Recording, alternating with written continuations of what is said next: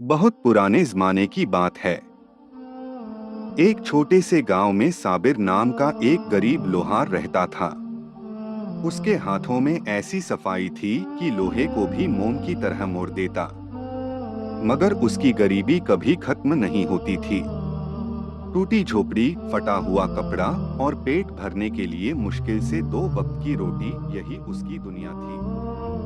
लेकिन साबिर की सबसे बड़ी दौलत उसका सब्र और ईमान था।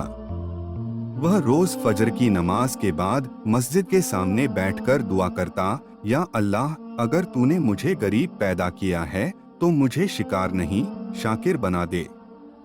लोग उसका मजाक उड़ाते। कोई कहता, इतनी मेहनत करता है फिर भी गरीब है। कोई कहता, अल्लाह भी इसे भूल गया लगता है। मगर साबिर कभी शिकवा नहीं करता। एक अनोखा मुसाफिर।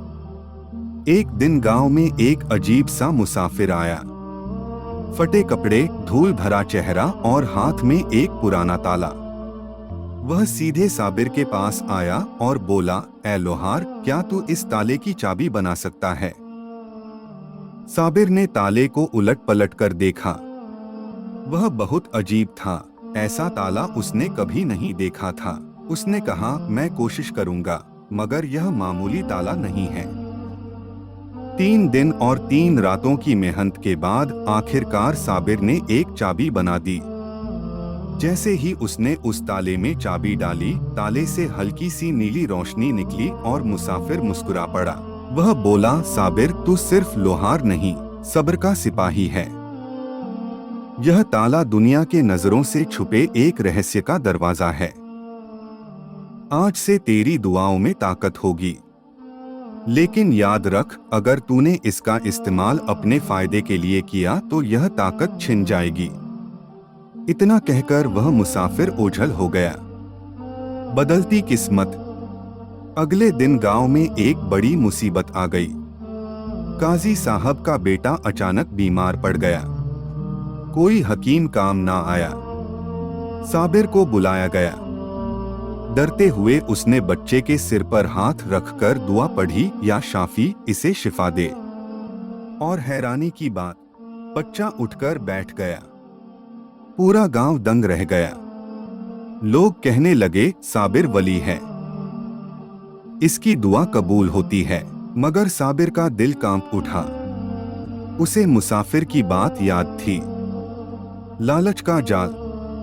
साबिर की बीवी, जो हमेशा गरीबी से परेशान रहती थी, अब उसके मन में लालच जाग गया। वह बोली, अब हमारी किस्मत बदल गई। लोगों से पैसे लो, दुआ पढ़ो, हम भी अमीर बनेंगे। साबिर ने सख्ती से कहा, यह ताकत सौदा करने के लिए नहीं दी गई, यह अल्लाह की अमानत है। मगर बीवी का दिल ना माना। वह चुपके से लोगों से कहने लगी, साबिर की दुआ से हर मुराद पूरी होती है, लेकिन खाली हाथ मत आना। धीरे धीरे लोग सोने चांदी लेकर आने लगे। साबिर को जब पता चला तो वह टूट गया। उसने रात भर सजदे में रोकर दुआ की, या रब, मेरी नियत को बचा ले। आखिरी इम्तिहान। एक रात वही रहस्यमय मुसाफिर फिर आया। उसने कहा, साबिर, तू 2 राहों पर खड़ा है। एक रास्ता दुनियावी दौलत का है, दूसरा रब की रजा का। चुन ले।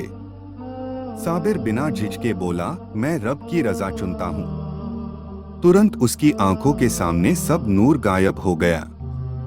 दुआ की ताकत छिन गई, मगर दिल में सुकून उतर आया। अगले दिन गांव वालों ने कहा, अब तो इसकी दुआ भी असर नहीं करती। लोग उसे छोड़ने लगे। लेकिन कुछ ही समय बाद गांव में भारी तूफान आया।